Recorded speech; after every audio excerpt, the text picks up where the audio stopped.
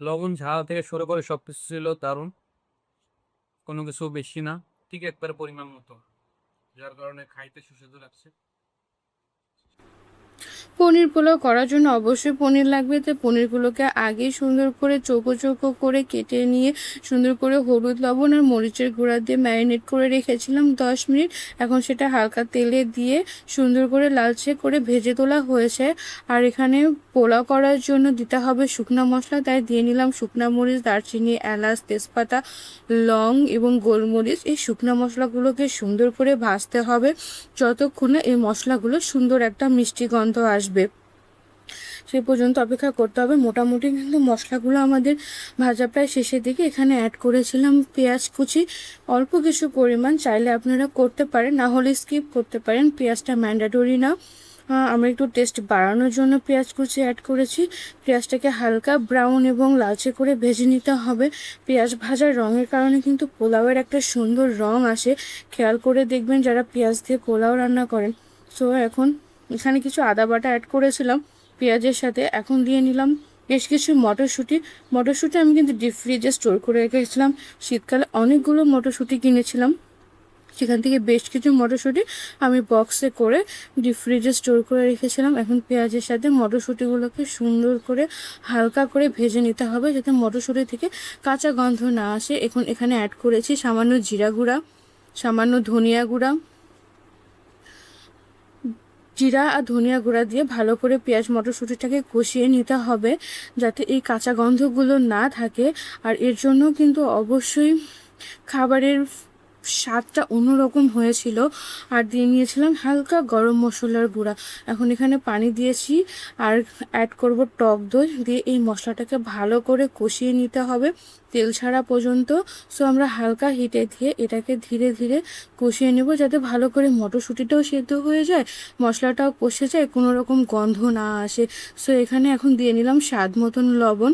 অবশ্যই লবণটা স্বাদ মতন দেবেন, পরিমাণ মতন, যত পরিমাণ চাল সেই পরিমাণ লবণ দিতে হবে, না হলে পোলাও লবণ বেশি হলে কিন্তু খেতে ভালো লাগবে না। সো এখন দিয়ে নিচ্ছি পনিরটা।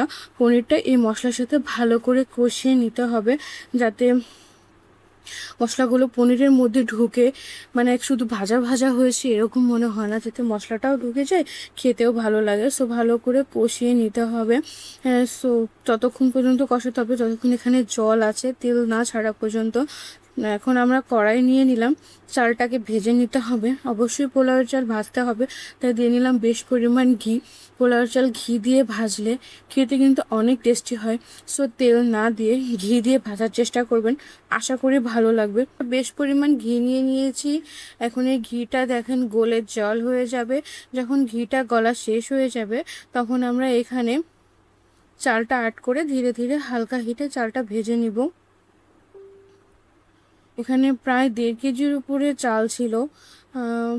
এখন এই চালটা আমরা আগে ধুয়ে ছাঁকনিতে ছেঁকে রেখেছিলাম যাতে ভালোভাবে জলটা ঝরে যায়। চালের মধ্যে জলটা থাকলে কিন্তু ভাজতে অনেকটা সময় লাগে, আর জলটা আগে ঝরিয়ে নিলে এতটাও সময় লাগে না, কারণ জল শুকাতে হয় না আলাদা করে। তো এখন ধীরে ধীরে চালটাকে ভেজে নিতে হবে। ঘিয়ের গন্ধে আর চালের গন্ধে একদম চারপাশে মৌ মৌ করছিল, আর খেতে তো খুবই টেস্টি হয়েছিল। একবার বাসায় ট্রাই করবেন, আশা করি ভালো লাগবে। আর মোটামুটি চালটা হালকা হিটে দিয়েই ভাজতে হবে, নাহলে চালটা কিন্তু পুড়ে যাবে, সেজন্য হালকা হিটে দিয়ে ধীরে ধীরে ভাজতে হয়েছে। আর এদিকে চাল ভাজা কিন্তু মোটামুটি প্রায় শেষের দিকে।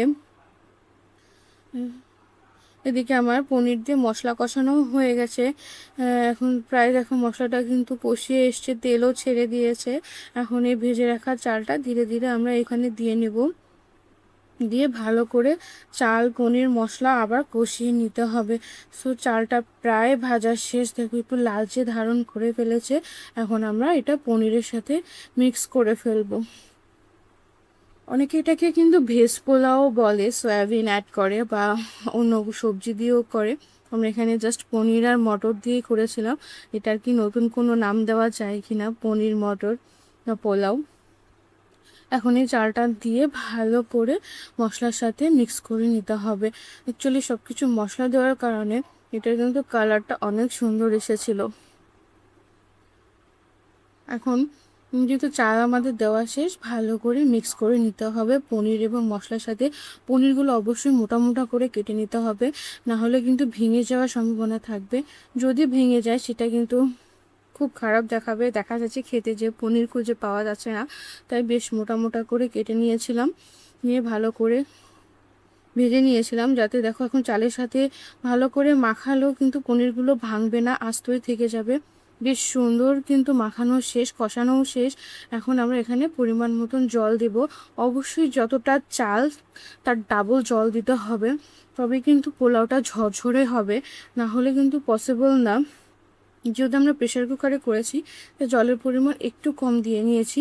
আর অ্যাড করে নিলাম কাঁচামরিচ ঝালের জন্য, যেহেতু আমরা কোনো শুকনো মরিচের গুঁড়া অ্যাড করিনি, তাই আমরা এখানে কাঁচামরিচ অ্যাড করলাম। হচ্ছে পনির কিন্তু আমাদের রেডি, পনির পোলাও। সো বন্ধু, তোমাদের রেসিপিটা কেমন লাগলো অবশ্যই অবশ্যই কমেন্টে জানাবে। এটা কিন্তু দেখতে আসলে অসাম এবং জোশ ছিল।